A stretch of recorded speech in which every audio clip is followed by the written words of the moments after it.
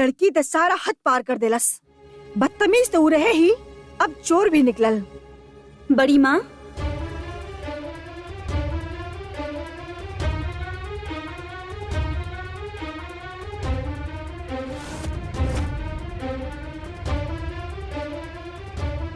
का भइल?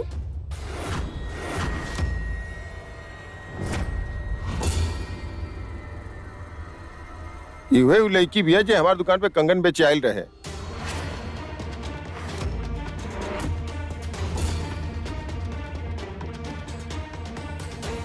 ई कंगन बेच दी, लेकिन ई त माधुरी के निशानी बा। बाकी ये वक्त माधुरी के निशानी जमा करे से ज्यादा जरूरी ओकर आत्मा के शांति पहुंचावल बा।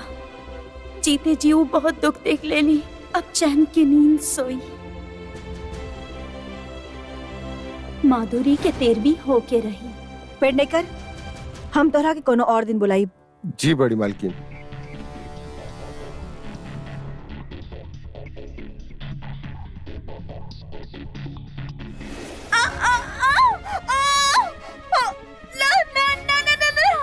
अपन माई के तरह के करे के का फायदा, जब तू उनका नाम मिट्टी में मिला रहा हा? हाँ? तुहार हिम्मत कैसे भइल अनुप्रिया के कंगन चुरावे के? बड़े माई, कल्याणी के कंगन हम देले रहनी बेचे खातिर।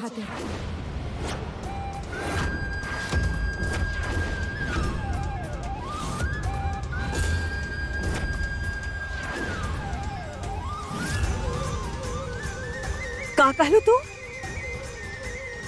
ई कंगन तू ही बेच लू हा? जवाब दो अनुप्रिया। ई पुश्तैनी कंगन एक सदी से ई परिवार के पूंजी रहल हा। ऐसन का मजबूरी आ गई तोहरा पर कि तोहरा के ई कंगन बेचे के जरूरत पड़ल? जवाब दो।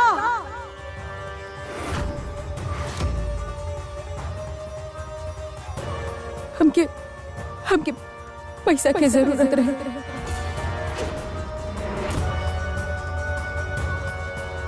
पैसा की जरूरत रहे तो हमरा से पैसा मांग लेती। ना माई, हमके विश्वास नहीं किया होगा। आप झूठ बोल रहल बानी ना सिर्फ कल्याणी के बचावे खातिर। हाँ? ना अथर, हमके पैसा की जरूरत रहे। लेकिन माई आप माई कह रहल बिया कि वो कंगन के बेचनी है तो तोहरा के बीच में बोले के का जरूरत बा? तू पल्लवी के भाई बड़ा, बाहर वाला बड़ा, ई खातिर हमार घर के मामला में दखल ना दा तो बेहतर हुई। खामखा तोहरा के सजा मिली। अरे सब जाने ला कि बड़की माई के इंसाफ सबके खातिर बराबर बा। जब कल्याणी गलती कैलस तो बड़ी माई सजा देलस। ठीक वैसा ही जब माई गलती कर ले बाड़ी तो बड़की माई जरूर सजा देही। हाँ ना बड़ी माई? सजा तकरा मिलबे करी। लेकिन हम आखिरी बार तोहरा से पूछा तनी, तोहरा के पैसा के ऐसन का जरूरत पड़ल? जवाब द अनुप्रिया।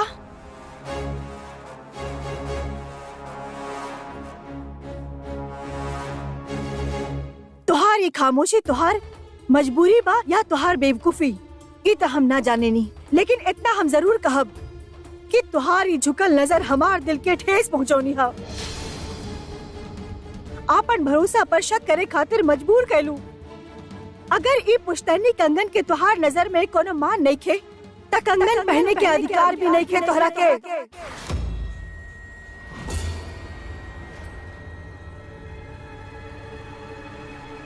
उतार दा सारा जेवर।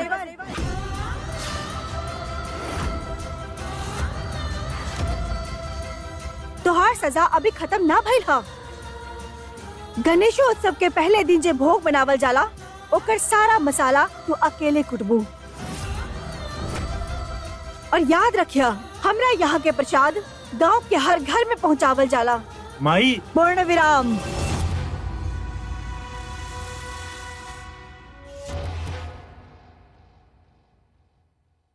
सुनलू ना तू बड़ी माँ का कहलस? उतारा जेवर, हम मदद करब।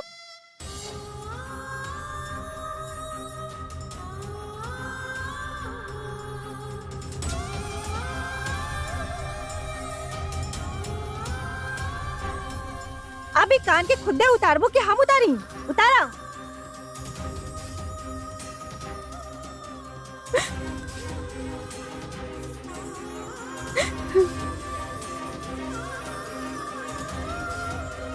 जल्दी करा।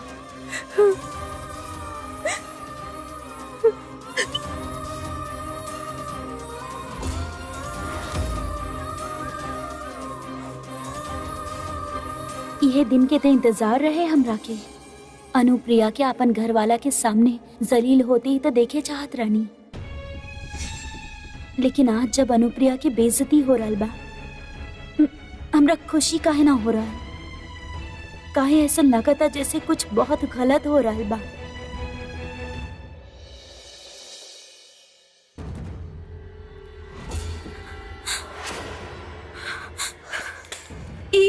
सारा 13वीं के सामान बिक रहा है। ये सब के कैलाश? हम कहीं नहीं।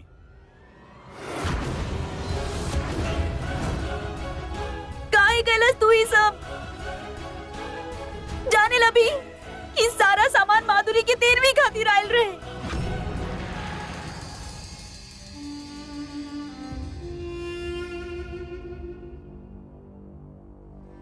अगर हमके पता होखत कि तोहार माई के 13वीं के सामान बा तो शायद हम इस सामान कबो ना बिक रही थी, लेकिन हम भी क्या करी? हमके तोरा पर इतना गुस्सा आवत रहल कि अपन गुस्सा हम काबू ही ना कर पाई। आज तोहरा वजह से माई के बड़की माई के सामने झूठ बोले के पड़ल। तोहरा वजह से माई के बड़की माई के सामने माफी मांगे के पड़ल, सजा भुगते के पड़ल। और एगो बात कल्याणी, इतना तो हम जानत बनी कि हमार माई उनकर कंगन तो के बेचे खातिर तो कबो ना दिले हुई है। और हाँ, सॉरी। इस सॉरी तोहरा खातिर ना, बल्कि तोहरा माई खातिर बा। और एगो सॉरी और हमके बोले के रहे तुझसे कि तोहर माई के अस्थि वाला कलश हमरा पास बा। What? हिम्मत कैसे बैलता है? हमार माँ के अस्थि के कलश के हाथ लगावे की हिम्मत कैसे बैलता है? शांत कल्याणी, एकदम शांत। तोहर माई के अस्थि के कलश हमरा लगे सही सलामत बा, लेकिन अगर वो कलश तोके चाहिए तो तोके बड़के माई के सब कुछ सच सच बतावे के पड़ी। ये बतावे के होगी कि माई तोके बेचे खातिर कंगन ना दे रही, बल्कि तू खुद उनकर कमरा से उनकर कंगन चुरोले रहलू। ये सब सच तू जाके बड़के माई के बताइबू, समझ लू तू?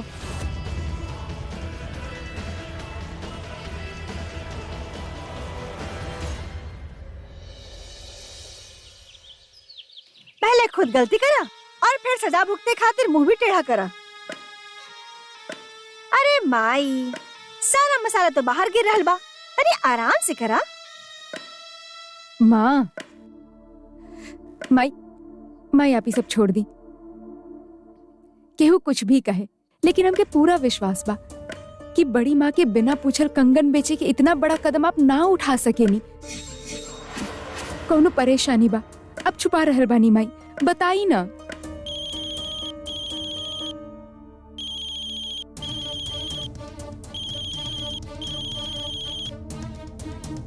हेलो अनुप्रिया, हम बोल रहल बानी, अतुल।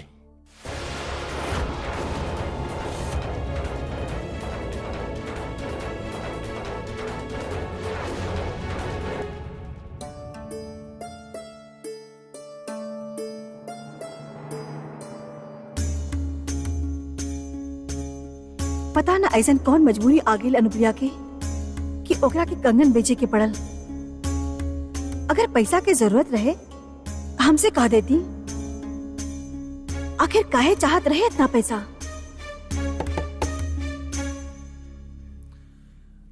नमस्कार माँ जी। नमस्कार। ए माई खातिर बा। अच्छा। हाँ।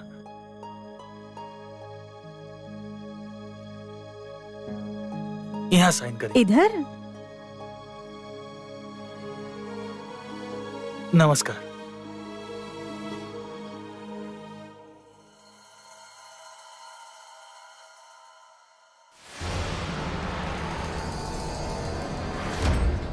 हेलो अनुप्रिया, कैसन बाड़ू तू? वैसे तो हमके तोरा से माफी मांगे के चाहिए, लेकिन एक और उपकार मांगे खातिर हम फोन के लिए बनी।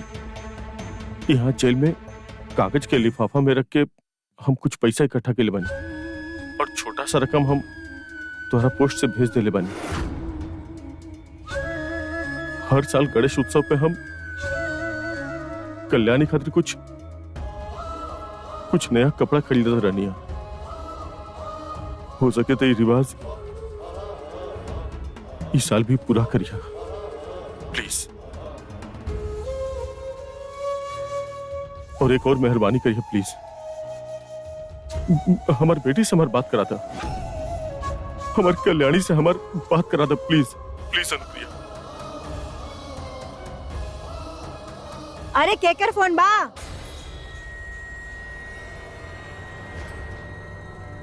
अरे जवाब काहे ना देता हूँ?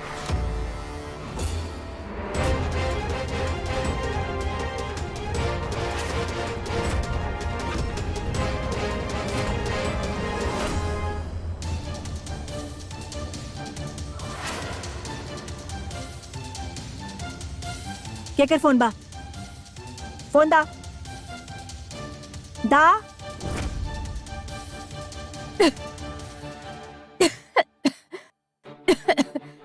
माँ चला यहाँ से, हमके खांसी हो रहल बा।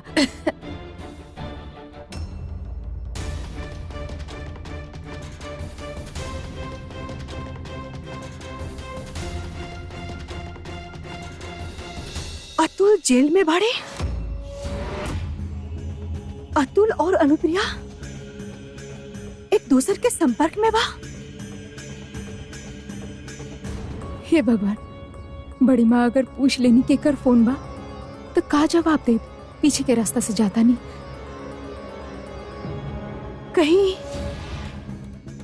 कहीं अनुप्रिया के अतुल के वजह से पैसा के जरूरत तो नहीं के पड़ल? परमेश्वरा। अहिल्या कब भेल? बैठा। हाँ, परमेश्वरा। संभाल के। अनुप्रिया और अतुल में अभी भी बातचीत जारी बा? अतुल जेल में बड़े? हम जाना था नहीं कि अतुल जेल में बा। हम कई रहनी जेल में ओकरा से मिले।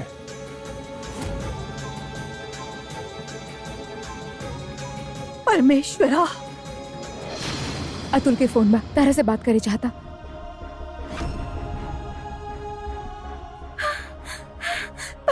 पापा हेलो। टाइम खत्म हो गई बा। हेलो पापा कैसन बानी आप? पापा हेलो पापा हेलो पापा। सर हमारी बात पूरा नहीं की। हम क्या बेटी से बात करेंगे? ले जाएंगे। सर हमारी बात सुनी। चला साहब एक मिनट खातिर। मजाक सूझता तारा के? हमरे से बदला लेवे खातिर तू ही सब करत आड़ू ना? तुमरे पापा के फोन तब लाके देलू जब वो फोन काट देले हमरा चलावे खातिर। मजाक सूझता का तारा के?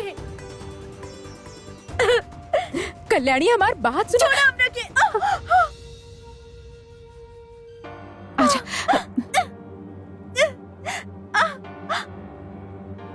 चलो साफ कर देता नहीं। कोनो जरूरत नहीं है। इतना दिन बाद हमरा पापा की आवाज सुने के मौका मिला लो भी तो हमरा से छीन ले लो।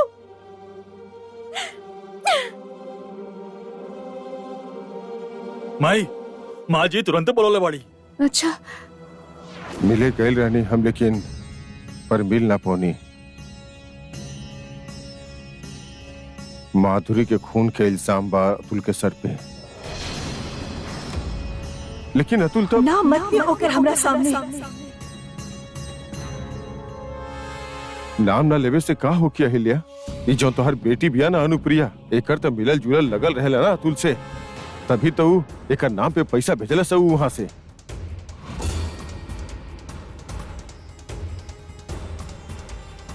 अनुप्रिया तू बस यहाँ आवा।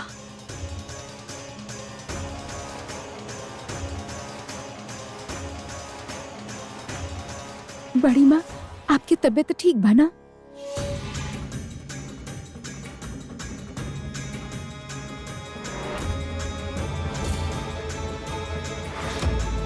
अतुल भेजले बानी तोहरा खातिर।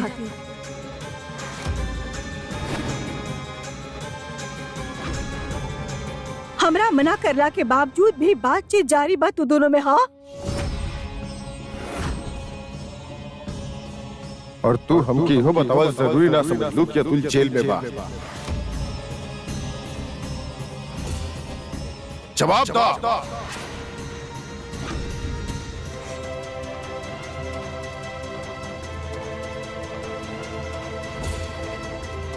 हाँ, हम माना तानी कि हमसे गलती भइल बा। शादीशुदा होखला के बावजूद हम केहू और से प्यार केनी, और यही खातिर आप जे भी सजा देहब हमरा मंजूर बा। हम माना तानी हमरा से गलती भइल बड़ी माँ।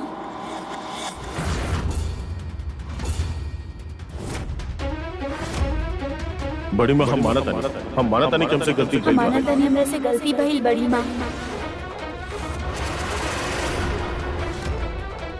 ओकरे खातिर आप जौन भी सजा देवे चाहतानी हमरा मंजूर बा।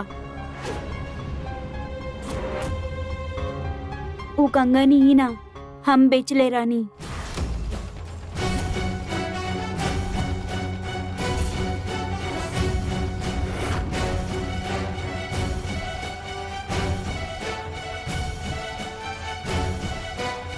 हमरा कुछ पैसा की जरूरत रहे, हम जबरदस्ती वो कंगन अनुप्रिया के हाथ से उतारनी और उनका बेच देनी।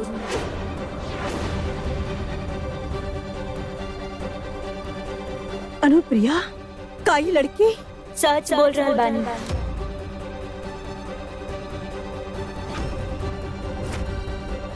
एक बार सच बोला तानी हम। इनकर कोनो गलती नहीं थी।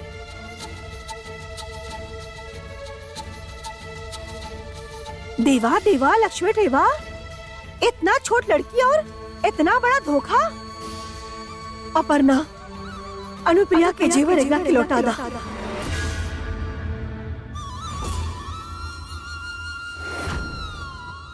लेकिन बड़ी माँ, इनका में इनकर गलती। पूर्ण विराम।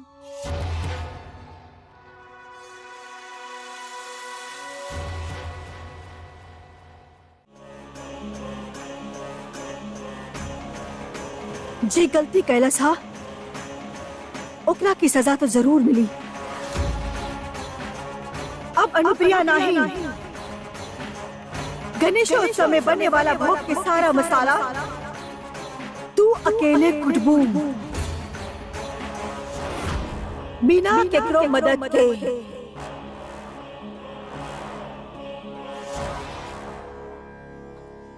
ठीक बा।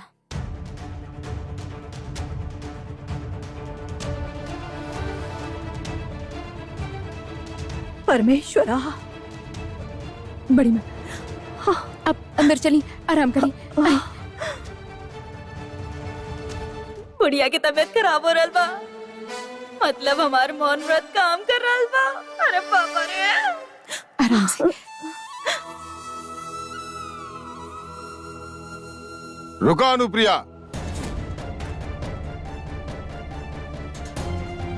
तू हमार सवाल के जवाब अभी तक नहीं खुद ले। पूर्ण विराम।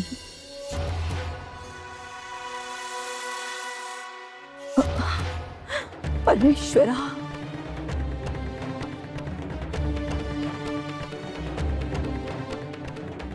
बड़ी माँ, का हो रहल बाप के? हाँ, डॉक्टर के पास जाके भाग के डॉक्टर के यहाँ बुला ली। बड़ी माँ बताई ना एक रखते। काश हर दर्द के दवा डॉक्टर के पास होती। ये ऊ दर्द बा जेकरा के हम जिए की चाहेनी। आज तू हमार बहुत दिल दुखेलू अनुप्रिया। हमरा मना करला के बावजूद भी अतुल से रिश्ता बनौले रखलू अनुप्रिया, और ये बात के हमरा भनक भी ना पड़े देलू।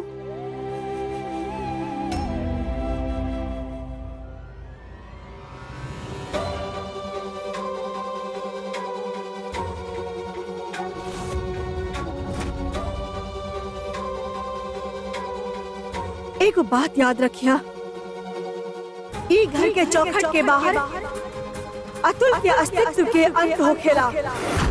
ना ही ई घर में अतुल के नाम लिया जाई और ना ही ओकरा से जुड़ल कोनो चीज के प्रवेश मिली।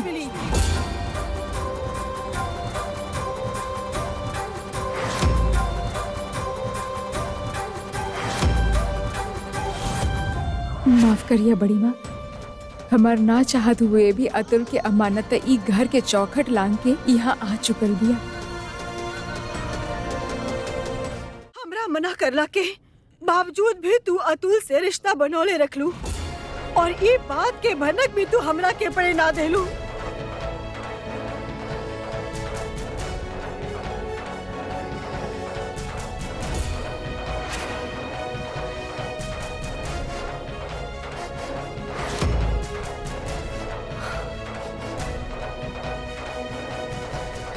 एगो बात याद रखिया, ई घर के चौखट के बाहर अतुल के अस्तित्व के अंत होला। ना ही ई घर में अतुल के नाम लेल जाई और ना ही ओकरा से जुड़ल कोनो चीज की प्रवेश मिली।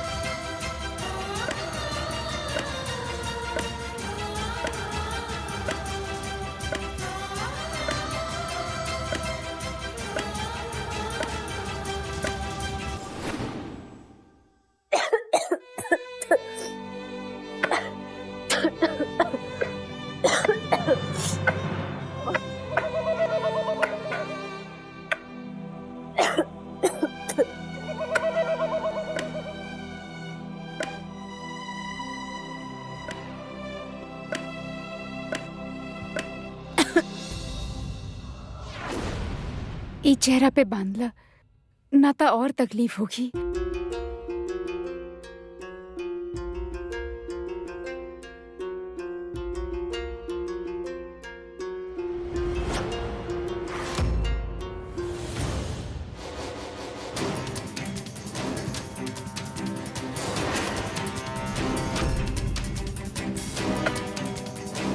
हजार बार कह चुकल बानी, हमार माँ बने के कोशिश मत करा।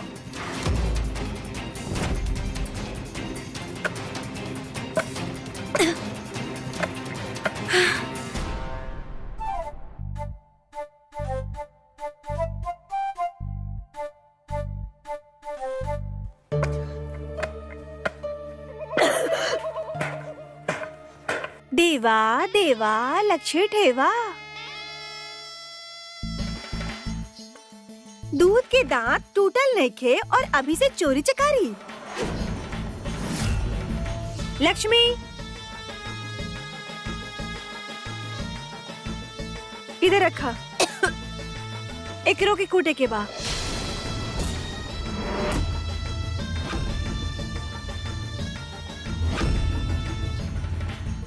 बड़की माई के सामने सच बोल के माई के बचावे के बहुत शौक रहल ना, ओकर सजा तो भुगते के ही पड़ी। तो सुन लो नहीं कि हम का कहनी। जे काम हमरा सौंपल गयल रहे वो हम कर चुकल बानी, और वो सिर्फ यही से काहे कि हमार गलती रहे और सजा से दूर भागल हमार आदत नहीं खे। लेकिन एकर मतलब ई ना कि केहू भी आके हमरा पे रोब जमा सकी। त आइंदा हमरा पे रोब जमावे की कोशिश भी मत करिहा।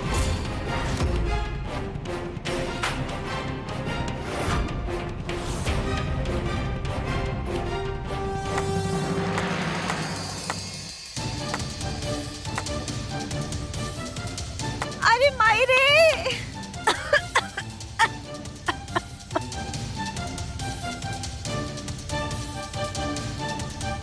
अपन माँ के 13वीं के तैयारी करे जा रहल बानी हम।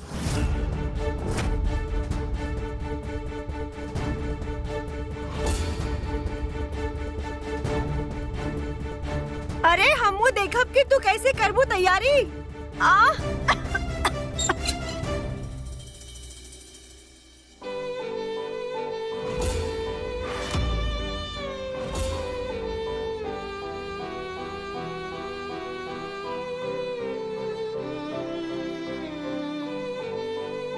तोहर माई के अस्थि वाला कलश हमरा पास बा, लेकिन अगर वो कलश तोहके चाहिए तो तोहके बड़की माई के सब कुछ सच सच बतावे के पड़ी। माधुरी, अब तो हर देर भी करे से हमरा क्यों ना रोक सकेला माधुरी, क्यों ना।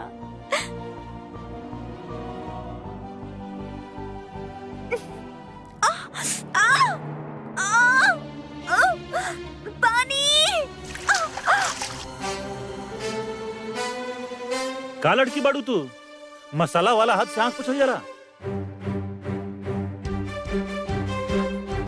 सुना,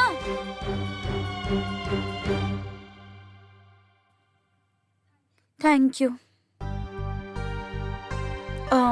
एक और हेल्प कर दे बा प्लीज। का? ये अस्थि विसर्जन करे के बा, कहाँ करेले? यहाँ से कुछ दूर खाम नदी के तट बा, वहाँ चल जा तो हर काम हो जाए। और एडवांस में थैंक यू बोल देता नहीं, बाकी एक और हेल्प,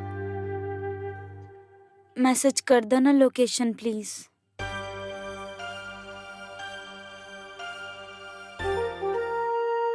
अरे कहाँ रख देनी फोन?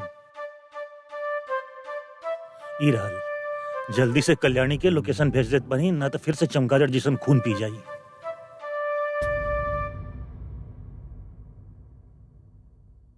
अरे ताई, वो खाम नदी के तट खातिर बस कहाँ से जाई? हाँ उहे तो पूछ रहल बनी, कहाँ से जाई?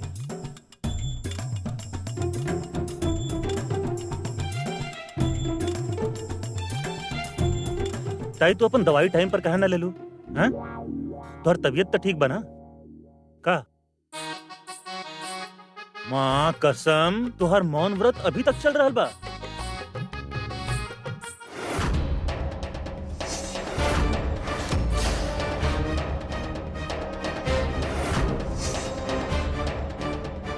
अरे ताई हमार फोन बताई, हमार फोन बना।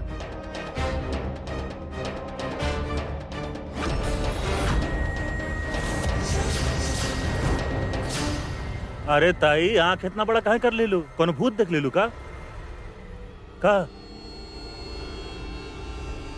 ई अरे लावा इधर दा। ई कल्याणी के मम्मी पापा बाड़े, उनकर फोटो बा। अरे ऊ छोड़त आई, ई बताओ खाम नदी के तट खातिर बस कहाँ से मिली? ऊ खून पी जाई हमार। अरे बाप रे, अब कौनो भी वक्त धमाका हो सकेला। गणपति बप्पा मोरया, गणपति बप्पा मोरया। बप्पा आ गिले? अरे जा ताई माँ, हम तो से पूछा भी ना के और से पूछ ले, जेकरा मुंह में जबान होता है। हम जा रहल बनी।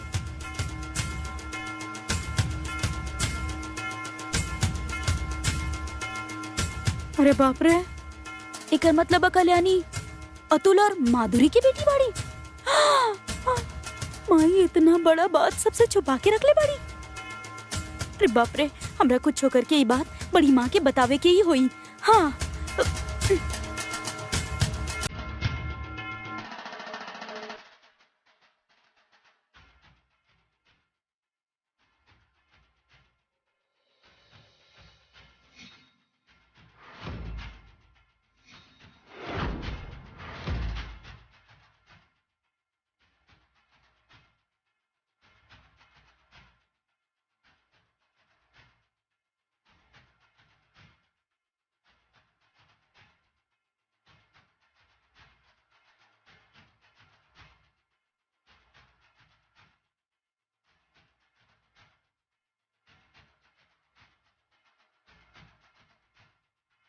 गणपति बप्पा मोरया, मंगल मूर्ति मोरया।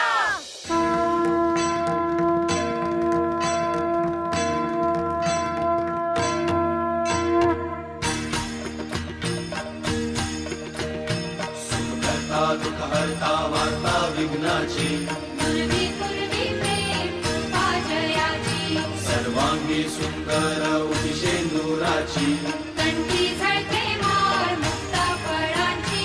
जय देव जय देव जय देव जय देव जय मंगल मूर्ती हो श्री मंगल मूर्ती, दर्शन मात्रे मन कामना पूर्ती।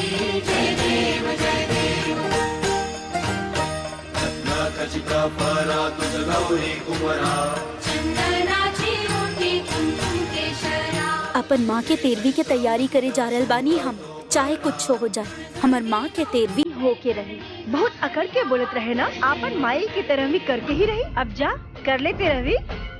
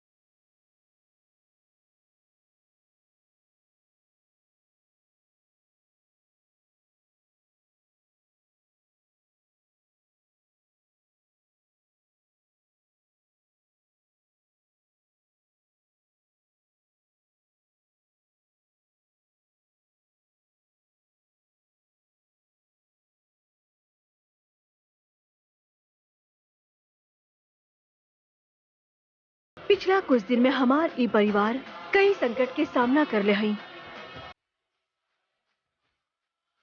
हमार आपसे यही प्रार्थना बा कि संकट के साया के भी ई घर के दहलीज से दूर रखिया।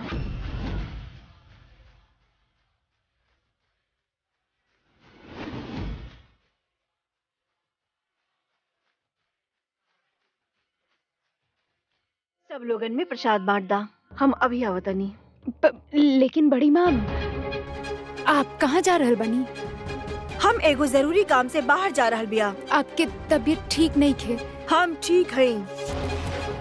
और कल्याणी के बारे में जे हम कहली वो याद बा ना?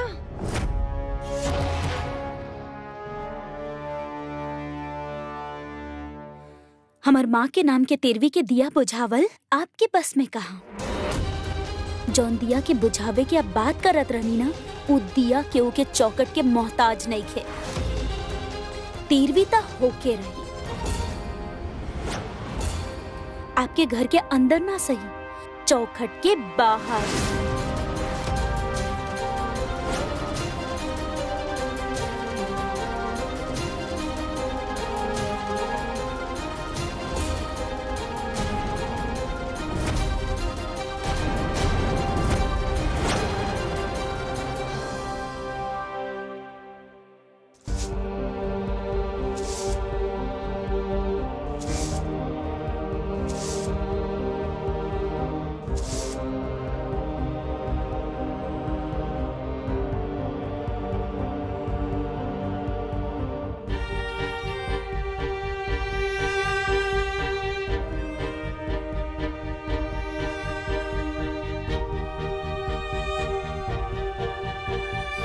देवा देवा लक्ष्य ठेवा, इतना जिद्दी लड़की जिंदगी में हम आज तक कबो न देखनी।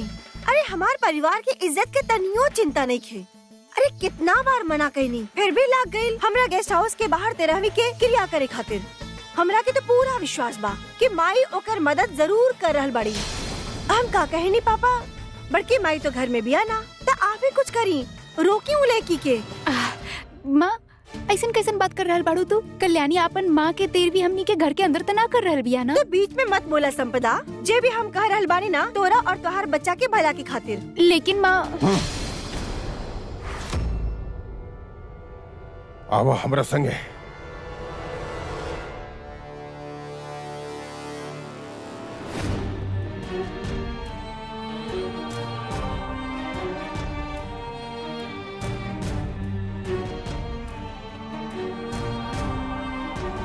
पता ना मोबाइल में ठीक से मंत्र दियल होखी भी कि ना। बिना केहू के मदद के तेरवी कैसे कर पाई कल्याणी?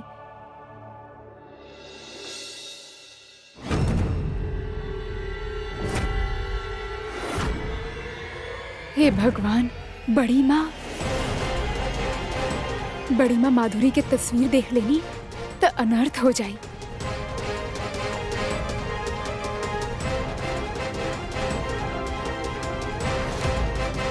जब से अनुप्रिया उ लड़की के घर में लेके आई बिया, ये घर के सुख शांति सब भंग हो गई बा। और नहीं तो का?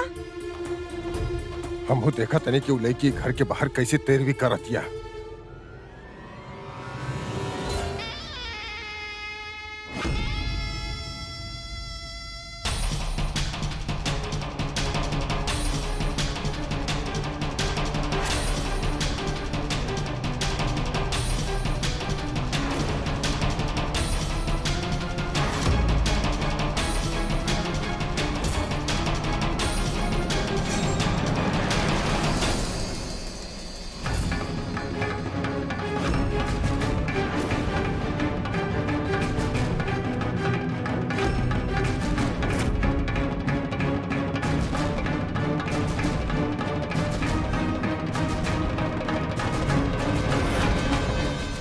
जब कौनो सुहागन के श्राद्ध होखेला त ओकर तस्वीर पे लाल दुपट्टा ओढ़ावल जरूरी होखेला।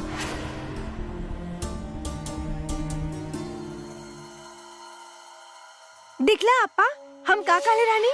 अरे कितना मंगल माहौल बा। बप्पा घर में मेहमान बन के आयल बिया। हमारा संपदा माई बने वाला बड़ी, लेकिन माई के खातिर इन लड़की के मदद कईल ज्यादा जरूरी बा। ए लड़की, हमनी के घर के सामने ही का नाटक लगा के रख ले बाड़ू?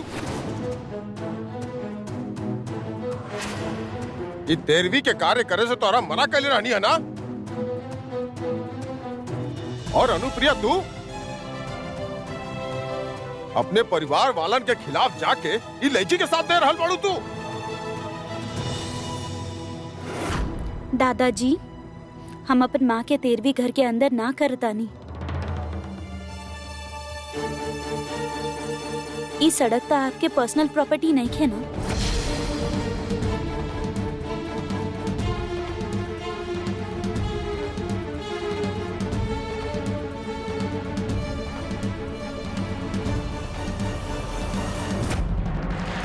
हे भगवान, कहीं दुपट्टा उड़ गए और बड़ी माँ के पता चल गई कि कल्याणी माधुरी के बेटी बिया, तो पता न गुस्सा में का कर बैठी।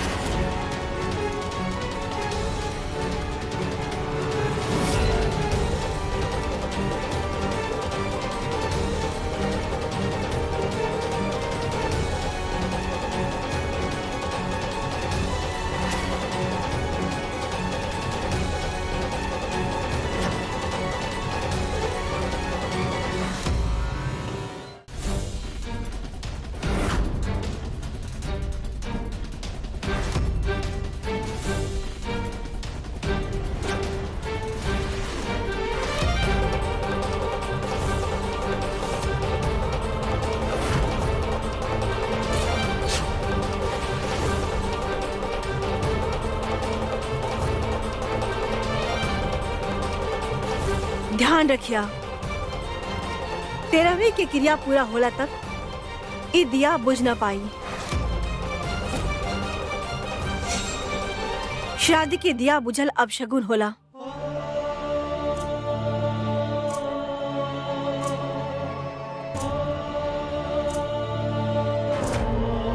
बड़की माई, आप ही का पूर्ण विराम। हमार घर के चौखट के बाहर ई लड़की कुछ कर सकेली, एकरा रोके के हमरा का अधिकार? अहिल्या, ये अपन मनमानी कर रहल बिया, अपन जिद कर रहल बिया, और आज तोहरा एकर मनमानी से कोनो शिकायत नहीं है। एकर माई के नसीब में शायद यह रहे कि ओकर क्रिया के दिया हमार मिट्टी पर जले। ई और ओकर माई दोनों हमरा खातिर पराया बा, और जे आपन ना ओकरा पर गुस्सा कैसन?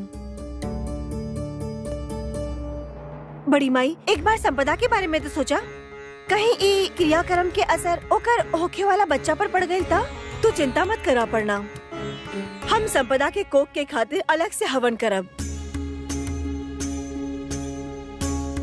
और अनुप्रिया, औरंगाबाद के पास एगो अच्छा लड़कियन के हॉस्टल में कल्याणी के बंदोबस्त कर लिहा। जैसे ही 13वीं की क्रिया पूरा हो जाई, एकर जाए के प्रबंध तू कर लिहा। अब चला अंदर।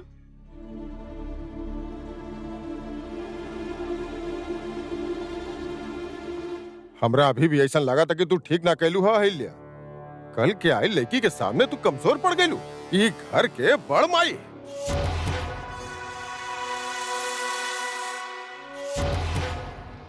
कमजोर हम ना, कमजोर उघड़ी रहल। वो लड़की के तरीका शायद गलत हो सकेला, लेकिन जन्म देवे वाला माई के स्वर्ग दिलावे की कोशिश कभी गलत ना हो सकेला। ई घर के नींव सिर्फ अनुशासन और मर्यादा नहीं खे, बल्कि वो प्यार बा जो औरत के दिल ही समझ सकेली। शायद यह खातिर ई घर के छत राऊ साहब के कंधा पर नहीं खे, आऊ साहब के कंधा पर टिकल बा।